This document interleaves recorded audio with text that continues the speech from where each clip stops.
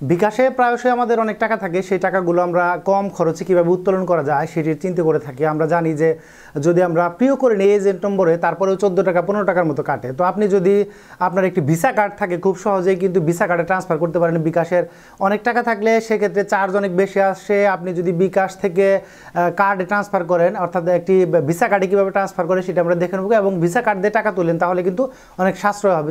চলুন বিকাশ থেকে ভিসা কার্ডে কীভাবে টাকা ট্রান্সফার করে আমরা একটু দেখে নেব।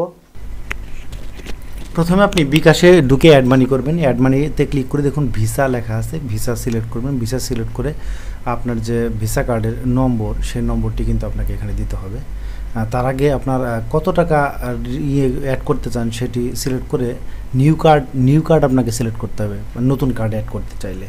তারপরে এগিয়ে জানে ক্লিক করুন। এগিয়ে জানে ক্লিক করার পরে আপনার কিন্তু এই যে কার্ড নম্বর, সেই কার্ড নম্বরটি দিতে হবে। কার্ড নম্বরের যে এক্সপায়ার ডেট, সর্বশেষ ভ্যালিডিটি, সেটি দিতে হবে, এবং আপনার নাম এখানে আপনি কার্ডের উপরে যেভাবে উল্লেখ আছে সেভাবে লিখবেন। লেখার পরে আপনি পরবর্তী যে ভিডিও আছে, মানে পরবর্তী নেক্সট স্টেপ আছে, সেই স্টেপে চলে যাবেন। তো নেক্সট স্টেপে যাওয়ার পরে আপনাকে কি করতে হবে সেটি আমরা দেখব, যে নেক্সট স্টেপে যাওয়ার পরে কি করতে হয়। তো এখানে আরও একটি ব্যাপার আছে, যখন আপনি আপনার নাম লিখবেন তার নিচে কিন্তু আপনার সিভিভি অর্থাৎ কার্ডের পিছনে একটি নম্বর থাকে, সেটিও কিন্তু এখানে লিখতে হবে। তো এটি লেখার পরে আপনি এগিয়ে যান, বা এখানে ক্লিক করলে দেখবেন পরবর্তী পেজে যাবে। তার আগে কিন্তু পরবর্তী পেজে যাবে না।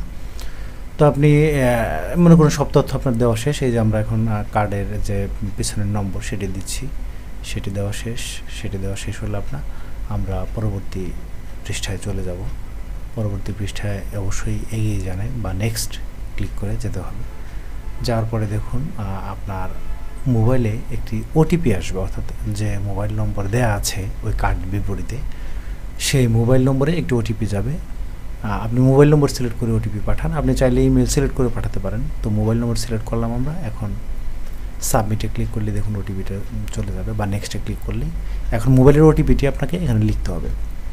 মোবাইলের ওটিপিটি এই বক্সে লিখে জাস্ট সাবমিট করলে আপনার টাকাটা কিন্তু অ্যাড হয়ে যাবে। দেখুন ওটিপিটা আমরা মোবাইলের মেসেজ অপশন থেকে নিয়ে নিচ্ছি, দেখে নিয়ে তারপরে এখানে লিখতে হবে। তো এখানে লেখার পরে আপনাকে সাবমিট করতে হবে। তো আমরা এখন সাবমিট করব। সাবমিট করার সাথে সাথে কিন্তু ব্যাংক প্রসেসিং হয়ে আপনার বিকাশে টাকা চলে আসবে। তার মানে বিকাশে টাকা আনা খুব একটা কঠিন ব্যাপার না। এই যে দেখুন বিকাশে টাকা চলে আসছে। আমরা অ্যাড মানি করলাম, অ্যাড মানি করে এভাবে টাকা আনতে পারবো। আমরা কিন্তু চাইলে হিস্ট্রিতে গিয়ে চেক করে দেখতে পারি যে টাকাটি আসছে কিনা, বা ব্যালেন্স চেক করে বুঝতে পারি যে টাকাটি ঢুকেছে কিনা। আর কার্ডটি চাইলে সেভ করে রাখতে পারবেন, নাম দিয়ে সেভ করে রাখুন। ইনবক্সে গিয়ে দেখুন। এভাবে কিন্তু আপনি মাত্র 1012 টাকা খরচ করে খুব সহজেই আপনার যে বিকাশ অ্যাকাউন্ট বা বিকাশ নাম্বার, সেখান থেকে কিন্তু আপনার যে ডেবিট কার্ড আছে, ভিসা ডেবিট কার্ড, সেটিতে ট্রান্সফার করতে পারেন টাকা, এবং এই ভিসা কার্ড দিয়ে টাকা তুলে ফেলতে পারেন।